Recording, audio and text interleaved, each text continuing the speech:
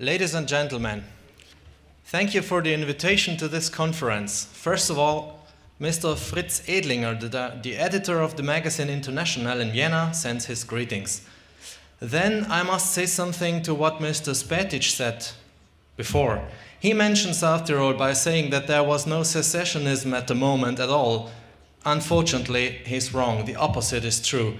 More than a third of the deputies of the regional parliament in South Tyrol, and I come from that country, is actually in favor, at the moment, in favor of a so-called independence. So, and you may have heard of Veneto, the region around Venice. Half of them now voted in a not official election in favor of what they call independence. To start, I have a little presentation on why NATO attacked Yugoslavia. It's a brief summary because we have heard so many things before.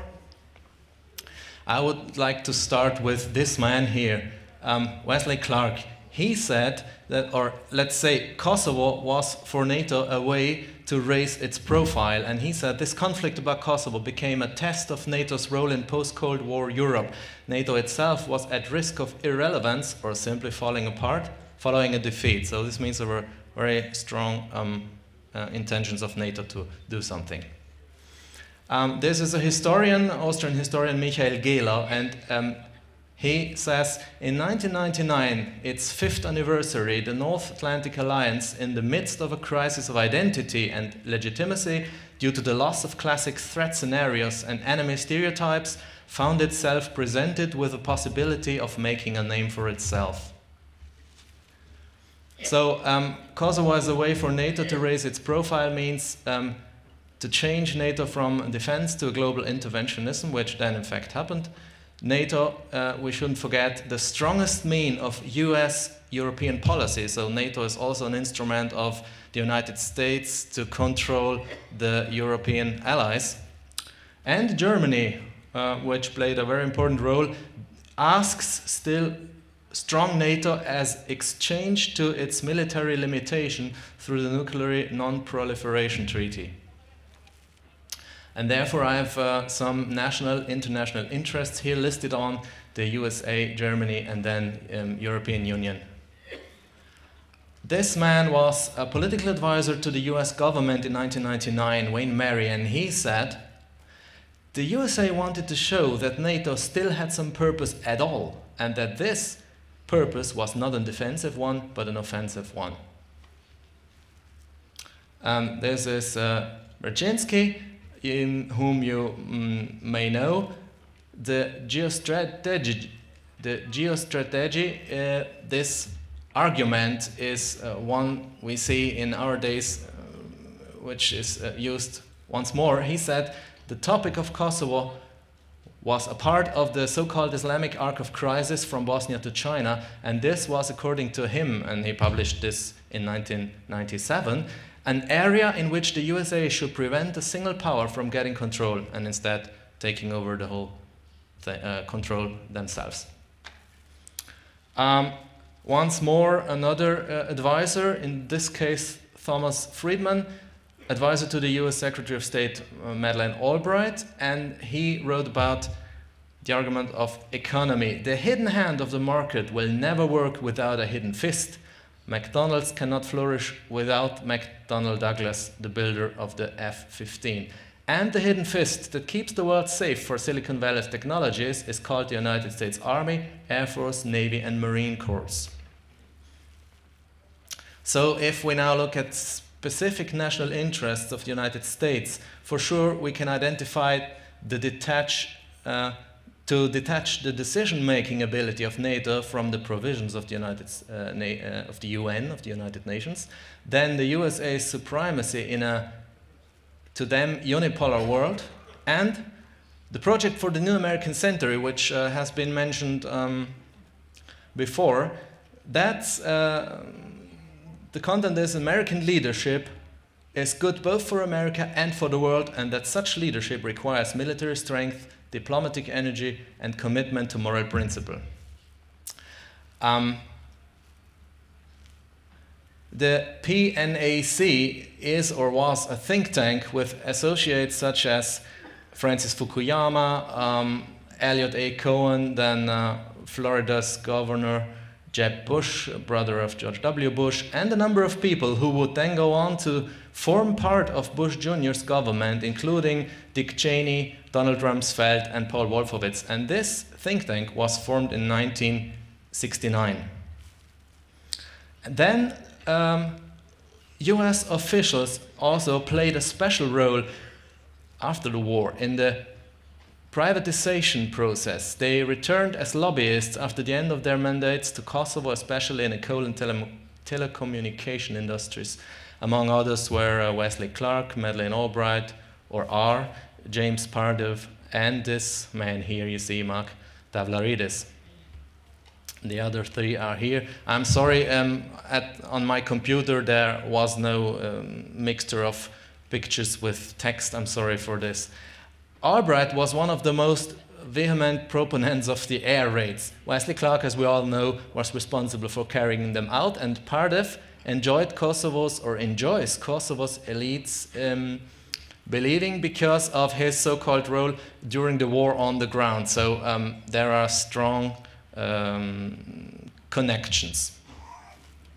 Then we have national interests, according to me, as a historian, of one very important nation, and that's Germany, because Germany, with the Kosovo crisis, saw the chance of gaining full foreign policy and military capacity, which means to become a so-called normal member of NATO alliance. And behind that we have a historical argument, the idea of German economic hegemony over Southeastern and Eastern Europe. The interests of the European Union were not that strong. One could say maybe the development of the common foreign and security policy, but in those days that obviously failed because of rivalry between France, Germany, Great Britain, and even smaller countries with their different topics, because some of them were in favor of a political solution and against military solution, or a so-called solution, and others were in favor of military intervention. But there was one more question. Should the military solution be carried out with or without the US? And the United States were faced with the possibility of another Suez crisis. So in the end, they took over, because if they wouldn't have had done that, then maybe some European countries would have done it in their place. And then I have separated here, worked out some what I call transnational interests. We've heard it before, the neoliberal economic interests, geostrategic interests, and geopolitical considerations. We shouldn't forget that the opening of Yugoslavia according to the rules of neoliberal market had been written in the Rambouillet Treaty. So it had nothing to do with Kosovo, nothing to do with tensions between Serbs and Albanians or whatever, or with human rights, but with economic interests. Article 1 calls for a so-called free market economy, and Article 2 calls for the privatization of all state assets. So we see this was a very strong argument for NATO. Then other transnational interests in this case, I would say the high number of economic targets damaged by bombs in the air war appears now in a new light if we look at the Rambouillet Treaty. Foreign private companies were hardly affected by bombing, and I even know about an example where a German company wasn't bombed because the PR contact person, who also knew the German minister Scharping, had the possibility to, or we cannot prove it, but there was some context so that his company here in the region wasn't bombed.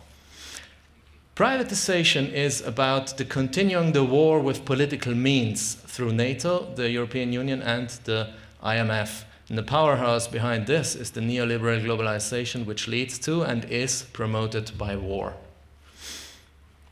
So neoliberal global economy is an engine for war. And we could see this even after the war in the privatizing strategy of the UNMIK, because they had a kind of devaluation strategy. They sought to lower the price of the companies to be auctioned off to sell them cheaply. And in this case, not only Serbia, not only Serbs, even Albanians lost.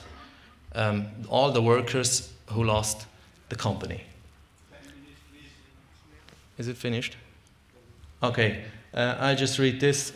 This NATO strategy perfectly fits the requirements of globalized capital, which causes situations of crisis everywhere in the world. These crises must then be solved militarily by crisis reaction forces. The new crisis reaction forces then have the task of defending the interests of NATO countries, or more precisely, the interests of the big corporations of these countries everywhere in the world. Thanks for your attention.